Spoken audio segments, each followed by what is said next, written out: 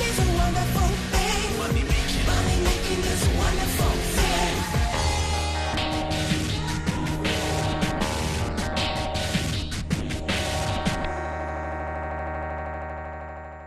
Cosa successe quell'11 ottobre del 2001, giorno in cui il 24enne Salvatore Arcuri venne ucciso e il suo corpo dato alle fiamme all'interno della sua auto nei pressi del fiume Lao a Scalè, in provincia di Cosenza? Chi voleva la morte di un ragazzo descritto e raccontato come una persona per bene, una persona tranquilla, semplice, che sorrideva alla vita? Intenzioni pericolose ritorna sul caso di Salvatore Arcuri a distanza di 20 anni dalla sua scomparsa. Una famiglia, quella Arcuri, che aveva dovuto fare i conti con la perdita del caro papà morto per una brutta malattia, e così Salvatore si era caricato sulle spalle la responsabilità di non far mancare nulla alla mamma e al fratello più piccolo Stefano, ma la mamma non regge dal dolore e così muore di crepacuore. Stefano rimane l'unico della famiglia, ma non abbandonerà mai la speranza di avere giustizia per suo fratello. Intanto il caso viene archiviato nel 2010. Ripercorriamo la storia attraverso questo servizio realizzato da Alessandro.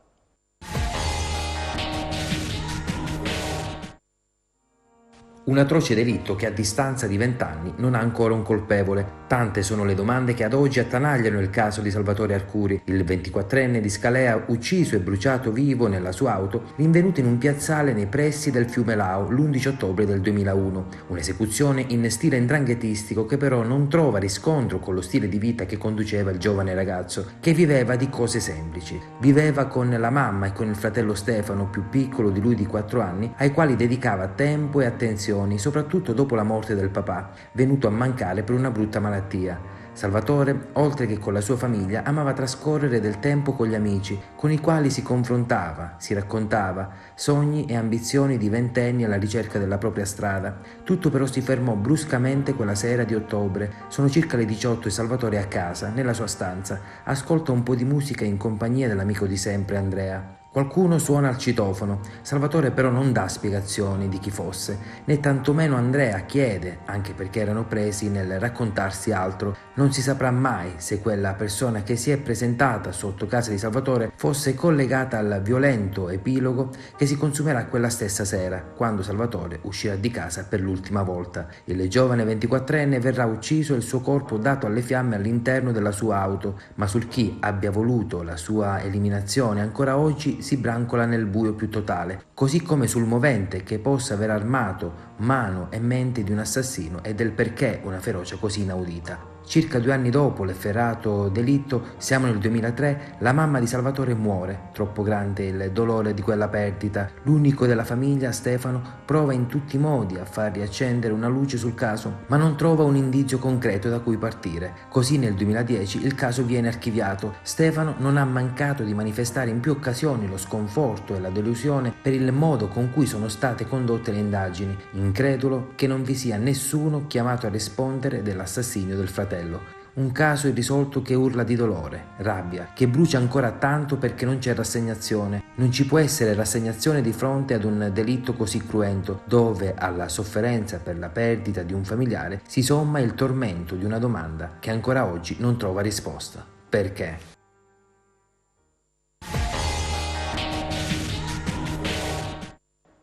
Questo quanto accaduto l'11 ottobre del 2001, un caso senza un movente e chiuso senza un colpevole. Abbiamo qui con noi questa sera la psicologa e criminologa Elisa Stella e il collega giornalista Antonello Troia, tra l'altro anche autore di un instant book che racconta, dal titolo Mani Assassine, che racconta 7 delitti avvenuti nel Tirreno cosentino, tra cui anche il feroce omicidio di Salvatore Arcuri. E partiamo da te, Antonello, tu che hai seguito il caso all'epoca. Qual è il ricordo vivo di quel giorno? Il ricordo è fortissimo. Per prima cosa grazie per avermi invitato e per aver riportato alla luce questa storia. È una storia che ha profondamente segnato la comunità di Scalea. Ricordo, sono passati 20 anni e ricordo come se fosse ieri tutta la storia. Mi recai anche sul posto dove c'era la macchina con il corpo ancora dentro di Salvatore. Salvatore, dopo aver scoperto il corpo, quelle poche cose che rimanevano di lui erano qualche chilo di ossa e l'orologio che si era fermato appunto alle 21:30, l'orario che gli investigatori poi diedero come orario della morte. È stato un omicidio efferato, un omicidio cattivo, dettato, secondo il mio punto di vista, da 'ndrangheta, mafia, questo ancora non possiamo dirlo, ma comunque legato alla criminalità locale. E ancora ci chiediamo chi è quella persona che andò a chiamare Salvatore quella sera, e come mai Salvatore, che non aveva mai dato segni di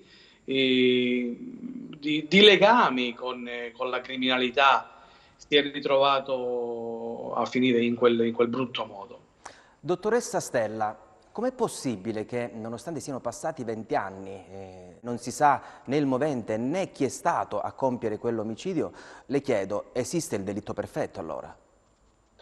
No, io credo di no, credo che non esistano dei delitti perfetti, esistono dei delitti impuniti per via di errori che sono stati probabilmente commessi. Il caso sì è stato archiviato per mancanze di prove, ma anche per altre variabili, ma non è detto che resti tale, perché comunque diciamo, il provvedimento di archiviazione può essere in qualsiasi momento rivisto e oggi magari con le nuove metodologie e quello che la scienza forense ha portato in avanti potrebbe anche essere riaperto. Non è detto che gli assassini la facciano comunque franca.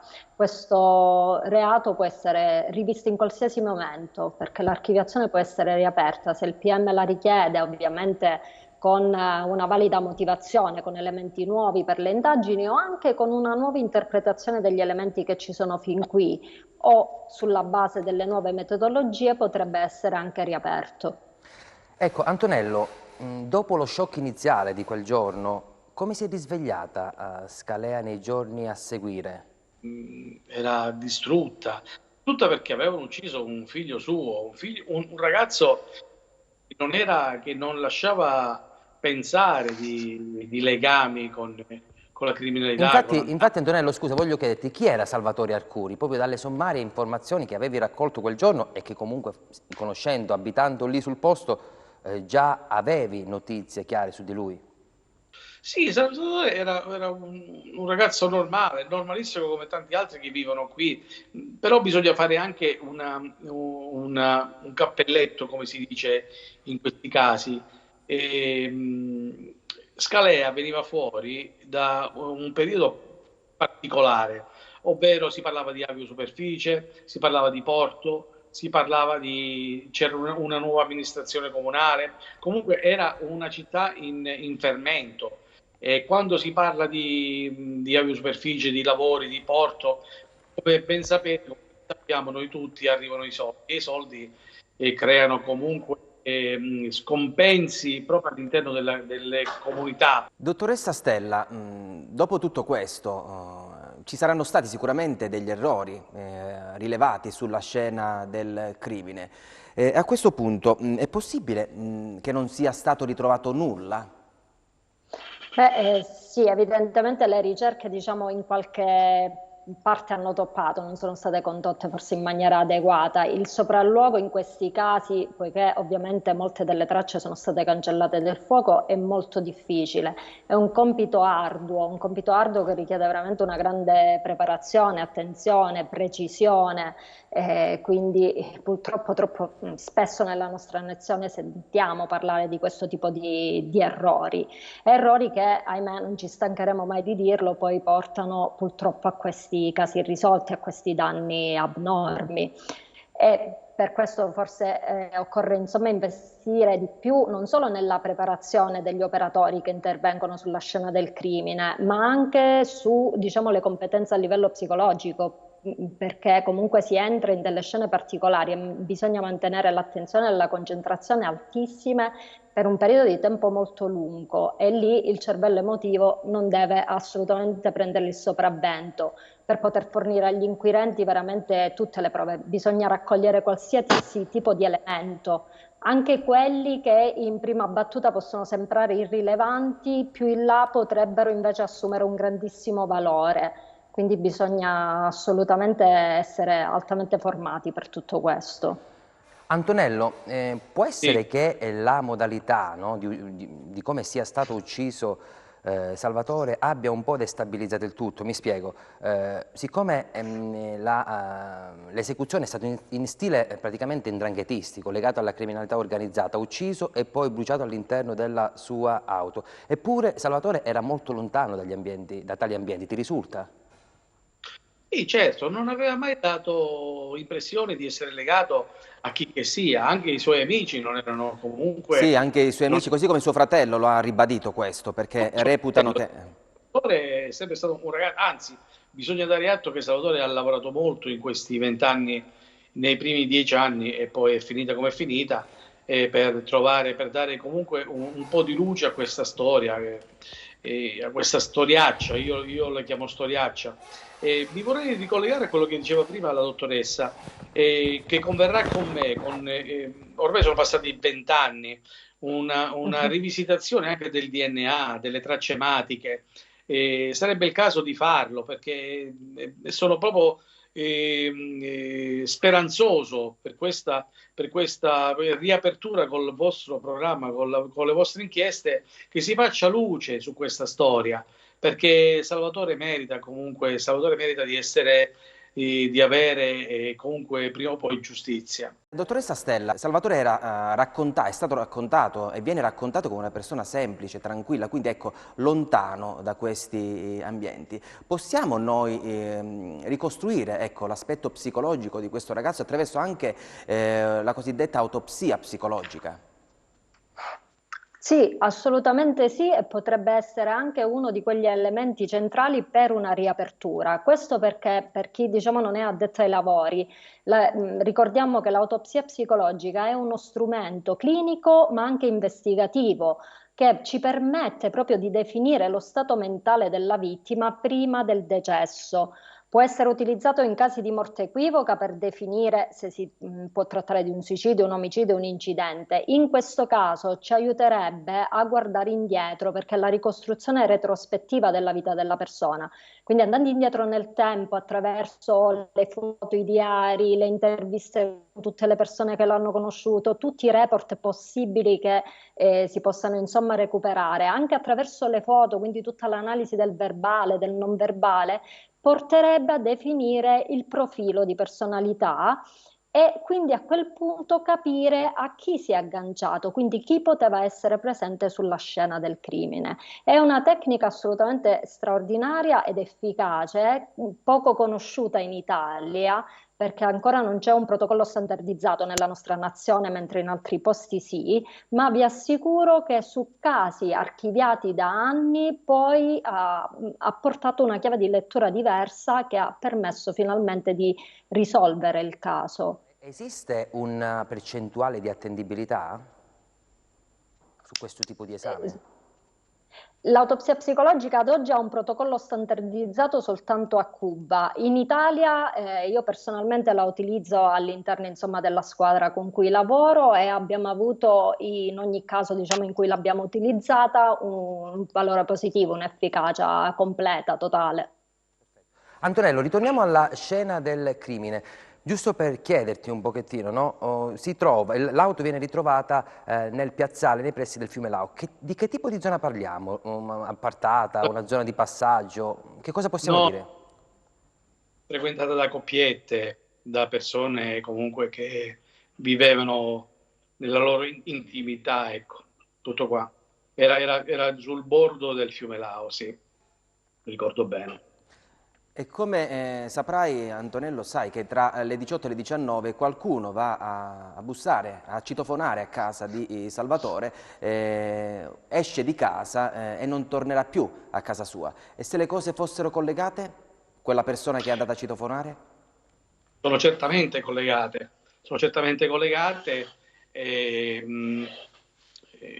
ma anche su questo la procura fece le indagini, ma non riuscì a collegare nulla, a trovare nulla su questo. Assolutamente niente. Se passiamo dalla vittima al presunto assassino, all'assassino, dottoressa Stella, che tipo di profilo potremmo un po' desumere? Beh, sicuramente qui parliamo di un omicida organizzato perché comunque è stato in grado di non farsi catturare, non farsi arrestare, non lasciare tracce, quindi generalmente sono soggetti che appunto si preparano, hanno un'intelligenza media, scelgono ovviamente la vittima, come allontanarsi dalla scena indisturbati e spesso scelgono dei luoghi che comunque conoscono bene proprio per avere la padronanza piena nei movimenti, anche se ciò non esclude che potrebbero muoversi anche fuori dalla zona, diciamo, di riferimento, però persone sicuramente organizzate. Proprio per questo, diciamo, è un tipo anche di metodo usato molto spesso nella criminalità, anche perché consente di lasciare le tracce, portando ovviamente qualcosa sulla scena per compiere il reato, ma poi riportando indietro gli oggetti utilizzati, quindi persone che mantengono lucidità piena, una mente organizzata. Io rimango sempre dell'idea che la morte di Salvatore sia legata alla droga, perché ovviamente l'efferatezza del diritto è legato comunque, quando accadono questi fatti, e penso che la dottoressa mi darà comunque ragione, quando accadono questi fatti è l'efferatezza del diritto che si lega molto alla droga. Però E, scusa Antonello, Salvatore era lontano da questi ambienti. avrà visto Mm. qualcosa, come è accaduto anche per altri casi di omicidio, sia a Belvedere, un altro irrisolto, quello del giovane Carmine Magurno, e quello di Salvatore Arcuri. Secondo me hanno visto qualcosa che non dovevano vedere e che quindi si sono ritrovati in questa brutta storia e che ne hanno pagato fortemente le conseguenze. Io ricordo l'amarezza del procuratore della Repubblica dell'epoca, Luciano De Emanuele, rammaricato, era proprio che aveva come se avesse il quadro chiaro, indiziario dei fatti, ma che non riusciva comunque a dare una prova sostanziale all'omicidio in sé. Questo l'ha turbato molto, perché io ricordo anche la dottoressa Maiorano, Maria Grazia Maiorano, che è la titolare delle indagini, che come se avessero avuto un'idea chiara di quanto era accaduto, di chi era andato a chiamare a Salvatore, e però non riuscivano a dare sostanza alle prove. Antonello, nel tuo libro, nell'introduzione, parli giustamente che questi delitti hanno segnato profondamente lo strato sociale della comunità, però poi poni in evidenza anche dei segnali da cui escono fuori anche la solitudine e quella insomma anche di ignorare certe situazioni. Cosa vuoi dire?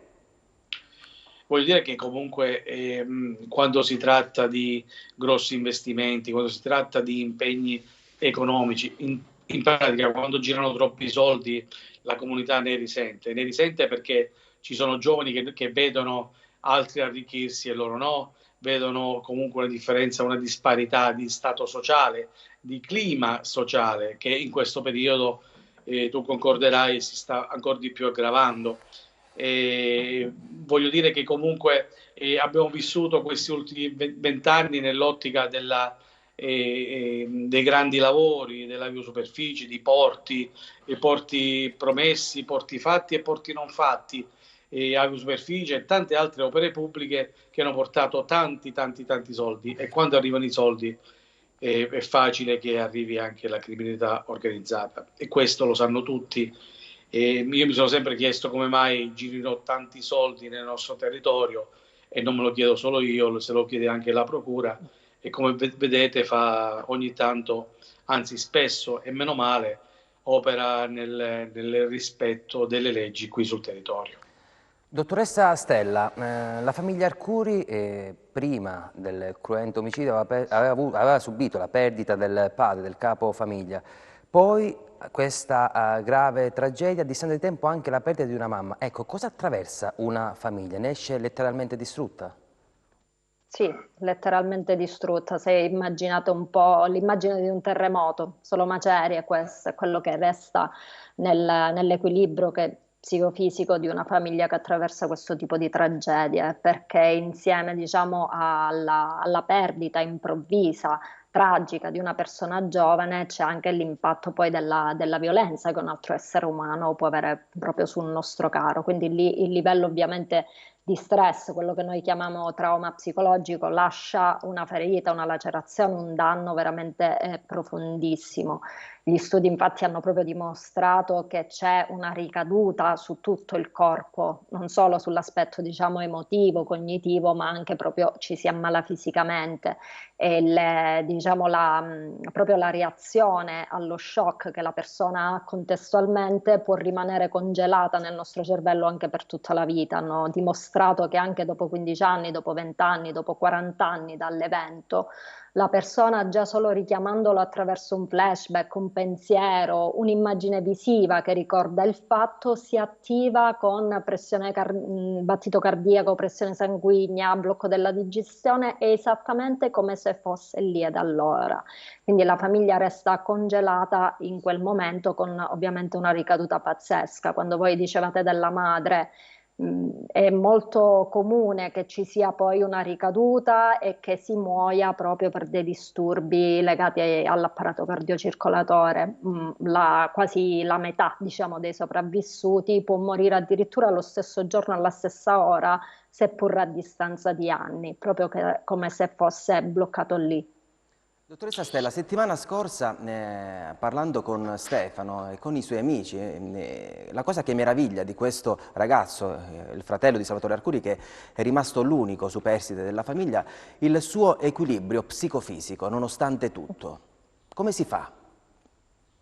Beh, sicuramente è molto, insomma, molto resiliente, questo ci dice che è vero che vivevano in una famiglia salda, buona, sana, perché questo tipo, diciamo, di padronanza di sé anche davanti ad eventi così duri si acquisisce proprio tra 0 e 7 anni, quindi evidentemente era stato fatto un gran buon lavoro prima da parte della famiglia, di Salvatore stesso che se ne occupava e della mamma, quindi è stato assolutamente resiliente e è riuscito a trasformare poi il dolore in qualcosa di bello che è la sua battaglia per dare luce a suo fratello. Siamo arrivati alla fine di questa puntata in cui abbiamo cercato di raccontare la storia di Salvatore Arcuri, un figlio di questa terra. Possibile che non ci sia nessun testimone che abbia visto o sentito nulla? È possibile che non ci sia un chiaro segnale che possa dare una svolta a questo delitto? Noi ringraziamo i nostri ospiti per essere stati qui con noi questa sera, alla dottoressa Elisa Stella e al giornalista Antonello Troia. Noi vi diamo appuntamento venerdì prossimo, sempre alle 22 su TEN, canale 10 del Digitale Terrestre.